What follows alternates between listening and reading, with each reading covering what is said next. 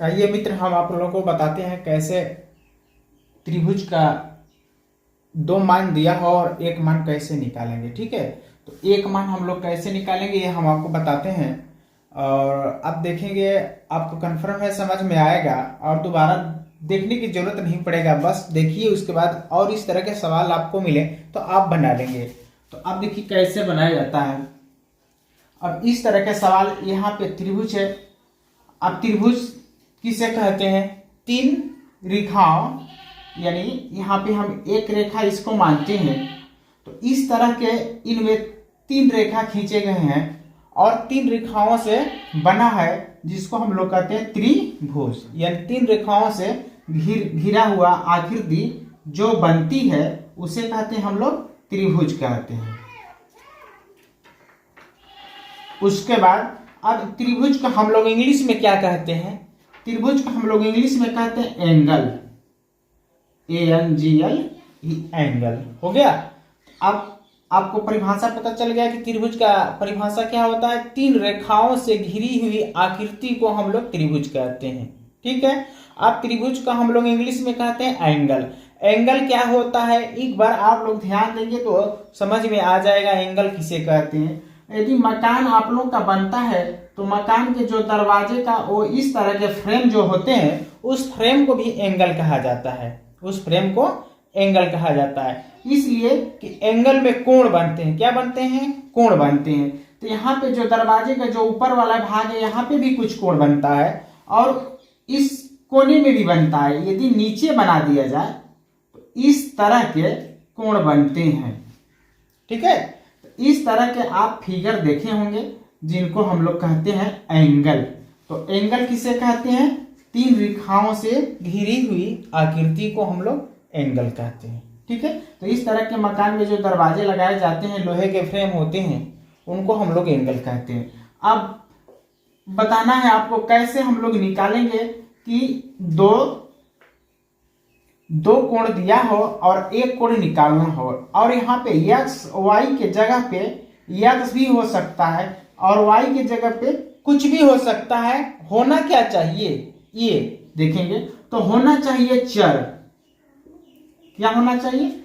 चर जो है, चर में से यानी A से Z के बीच में कोई जो हम लोगों को शब्द मिलते हैं, x हो या y हो या z हो। ठीक है। तो इस तरह के अल्फाबेट के जो कोई मिलते हैं x y, तो इनके जगह पे रखे जा सकते हैं। तो इससे घबराना नहीं है, x हो या y हो, काम वही करना है, काम वही करना है। ठीक है। अब हम लोग कैसे निकालेंगे? तो सबसे पहले हम लोग जानेंगे कि त्रिभुज के मान कितने होते हैं। क्या?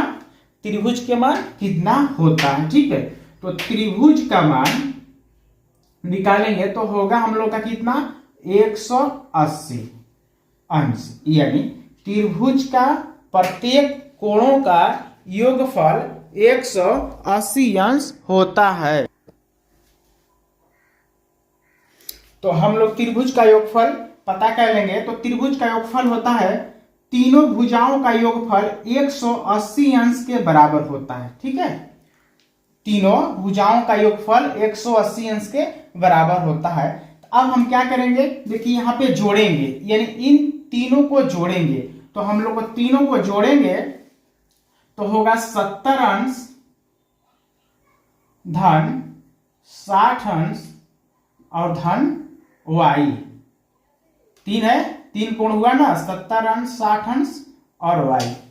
अब तीनों को हम जब जैसे जोड़ेंगे तो होगा कितना? 180 अंश के बराबर होगा। कितना अंश के बराबर होगा? 180 अंश की। तो पता ये रहना चाहिए कि त्रिभुज का योगफल बराबर होता है 180 अंश। तो अब हमने लिख दिया त्रिभुज का योगफल, यानी तीनों को भुजाओं को जोड़ने के बाद बराबर हम 180 अंश रखेंगे। अब 180 अंश रख लिए। अब क्या करते हैं? इन लोगों को जोड़ेंगे। तो चर अचर में जुटेगा नहीं, ये तो आपको पता है। तो 70 और 60 अचर है तो अचर में जुटेगा। तो होता है 6, 6, 12 और 13, 130 हो गया। 130 अंश हो गया। उसके बाद अचर है ये वाला पद, तो ये जुटेगा नहीं, ये अलग रहेगा y बराबर 180 अंश हो गया। अब हम इनमें किसका मान निकालेंगे, चर का मान निकाल लेंगे तो त्रिभुज का योगफल पता हो जाएगा। तो y बराबर करेंगे तो बराबर का इधर कितना है 180 अंश। अब जैसे यहाँ पे धनात्मक के रूप में है और धनात्मक वाले पद बराबर के उस साइड में जाते हैं, यानी बराबर वाले 130 अंश बराबर का जब उधर जाएगा तो ये माइनस में हो जाता है। कैसे होगा, माइनस में होगा। ये हो जाता है 130 अंश। अब जब 130 अंश हो गया तो इतना का मान आप जानते हैं, हल कह लेंगे कि घटाने पे क्या होता है। तो y बराबर हो जाएगा, इनको घटा लेंगे तो कितना हो जाएगा 50 अंश हो जाएगा, ये आपको पता है। तो y का मान इस तरह हमने निकाल दिया। तो इस तरह के त्रिभुज में दिए जाते हैं सवाल जो कॉम्पिटिटिव एग्जाम में, और 6, 7, 8, 9 इन लोगों में भी ये आता है सवाल। तो इस तरह हम लोग किसी अंकों को निकाल सकते हैं और इसके जगह पे कोई भी मान रखा जाता है। ठीक है, आप दूसरा सवाल देखते हैं। तो देखिए एक इस तरह का सवाल देख लेते हैं, यानी 2 धन 2 बराबर 5 होगा। ठीक है, इस तरह का सवाल, यानी इस तरह के सवाल आप तो कभी देखे होंगे नहीं, या देखे होंगे तो बहुत अच्छी बात है कि इस तरह का 2 धन 2 बराबर 5 होगा, हाँ या नहीं। तो अब देखिए यदि आपको पता हो तो ठीक है, नहीं है तो हम बताते हैं कैसे हो सकता है। तो इसको हम लोग कैसे सिद्ध कर लेंगे, और सिद्ध करने वाले बात तो आप अपने से भी सोच के कर सकते हैं कैसे कैसे कर दिया जाए कि ये इस तरह हो जाए। ठीक है, तो हम इन्हें करते हैं। यदि हम 2 को, देखिए यहाँ पे 2 है, इस पार्ट को हम क्या कर लेते हैं कि एक तरफ हमने मान लिया 0, 0 बराबर 0, क्या माना 0 बराबर 0 मान लेते हैं। अब 0 बराबर 0 मान लिए तो अब इसको हम किस तरह कैसे बनाएंगे, देखिए अब हम 0 को क्या लिख लेते हैं 4 माइनस 4। तो 4 माइनस 4 0 के बराबर होता है, 4 माइनस 4 0 के बराबर होता है। अब 0 को हम कर देते हैं 10 माइनस 10, 10 माइनस 10, और 10 माइनस 10 तो भी 0 के बराबर होता है। तो अगले स्टेप में हम इन्हें कर देते हैं वर्ग के रूप में कर देते हैं, 2 के पावर 2 माइनस 2 के पावर 2 बराबर, ये 10 माइनस 10 है, तो 10 माइनस 10 में से हम 5 यदि कॉमन ले लेंगे, 5 यदि कॉमन ले लेते हैं तो अंदर क्या हो जाएगा 2 माइनस 2, यही होगा। और कॉमन का मतलब क्या होता है, कॉमन का मतलब होता है एक बाहर निकालना और एक होता है भाग भी देना, दोनों एक ही है। जैसे अब देख लीजिए यहाँ पे 10 माइनस 10, दोनों पक्ष में यदि हमने 5 का भाग दे देता है तो 5 का भाग देंगे तो क्या बढ़ जाएगा 2 बढ़ जाएगा, आया ना 2 माइनस 2। तो कॉमन का मतलब भाग होता है। अब किस अंकों से हमने भाग दिया था, तो 5 से, तो 5 आगे लिख देंगे, तो ये हो गया। यानी 10 माइनस 10 में से हमने 5 कॉमन करेंगे तो ये आएगा, और दूसरे तरह से इस तरह दिखा दिए। अब अगला स्टेप हम इनको करते हैं कि 2 माइनस 2 इस ये वर्गांतर पे हो गया, तो वर्गांतर का मतलब आप जानते हैं a माइनस बी का वर्ग, ए स्क्वायर माइनस बी स्क्वायर का वर्ग होता है एक कोष्ठ में a प्लस बी और दूसरे में a माइनस बी, इस तरह आप जानते हैं।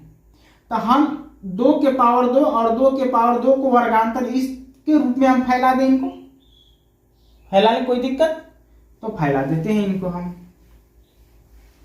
तो ये हो जाता है 2 धन 2 एक कोष्ठ में और दूसरे में 2 माइनस 2 एक कोष्ठ में, वर्गांतर भी हो जाएगा। और बराबर का इधर कितना है 5 कोष्ठ में 2 माइनस 2 हो गया।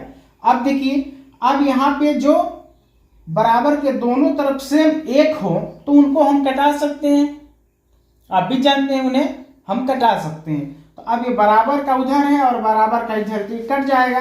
तो नीचे कितना बचा 2 धन 2 बराबर 5। तो इस तरह हम इनको सिद्ध कर सकते हैं कि 2 धन 2 बराबर 5 होगा कि नहीं या हाँ। तो यदि हो जाता है तो हाँ कह देंगे और ना होता है तो ना सिद्ध कर देंगे, तो इस तरह हो जाएगा।